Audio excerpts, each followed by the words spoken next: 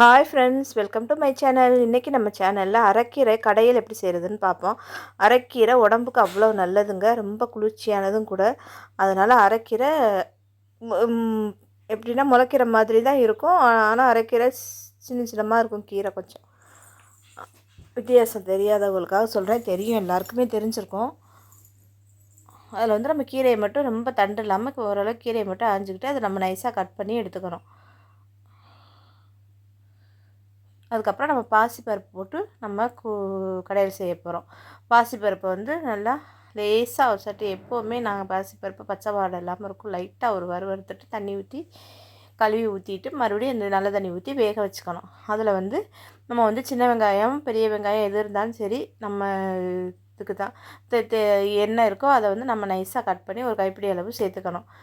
நல்லா அதையும் அந்த பருப்பு பாதி வெந்ததோடு அதையும் சேர்த்துட்டு அதில் நம்மளுக்கு தேவைப்பட்டுச்சுன்னா நீங்கள் எப்படி வரமிளகா போட்டாலும் ஓகே தான், பச்சை மிளகா போட்டாலும் ஓகே தான். பச்சை மிளகா இருந்ததுன்னா பச்சை மிளகாயும் போட்டுருங்க. அதோட வெந்ததுக்கப்புறம் நல்லா முக்கால்வாசி ஒரு 80% பருப்பு வெந்ததுக்கப்புறம் நம்ம கீரையை இந்த மாதிரி நைஸாக கட் பண்ணிவிட்டு கீரையை நம்ம அதில் சேர்த்துக்கணும்.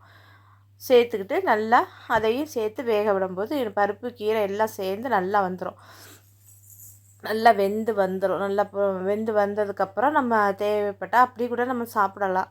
இல்லை நம்மளுக்கு இன்னும் நல்லா குழந்தைகளுக்கெல்லாம் கொடுக்குற மாதிரி இருந்தால் நம்ம பருப்பு மத்து வச்சு நல்லா கடைஞ்சி எடுத்துக்கிட்டோம்னா சூப்பராக வந்துடும், நல்லா மசிஞ்சு வந்துடும். அதுக்கப்புறம் நம்ம வந்து இதில் வந்து ஒரு சில்லு தேங்காயும் ஜீரகமும் போட்டு அரைச்சி நம்ம சேர்த்துக்கலாம். ரொம்ப தேங்காய் சேர்க்கணும், ஏன்னா பருப்பு சேர்த்துருக்கோம். கீரையே பெரிய கட்டுங்க, 20 ரூபாய்க்கு வாங்கி நிறைய கீரை. அதனால் நான் இன்றைக்கி அதெல்லாம் சேர்க்கல, பருப்பு போட்டதே நிறையா இருக்குது. வந்து நான் ஊற்றி சாப்பாட்டுக்கு ஊற்றி சாப்பிட்ற மாதிரி தான் செஞ்சுருக்கேன், சைடிஷ் மாதிரி இல்லாமல். தேவையான அளவு உப்பு, நான் கீரை நல்லா வெந்ததுக்கப்புறம் தான் நம்ம உப்பு போடணும். இந்த கீரையோட பச்சை கலர் மாறாமல் இருக்கிறதுக்கு கொஞ்சம் ஜீனி போட்டால் நல்லதுன்னு சொல்லுவாங்க, ட்ரை பண்ணி பாருங்கள். அவ்வளோதாங்க. நல்லா வெந்ததுக்கப்புறம் நம்ம எடுத்து இதை சாப்பிட வேண்டியதுதான்.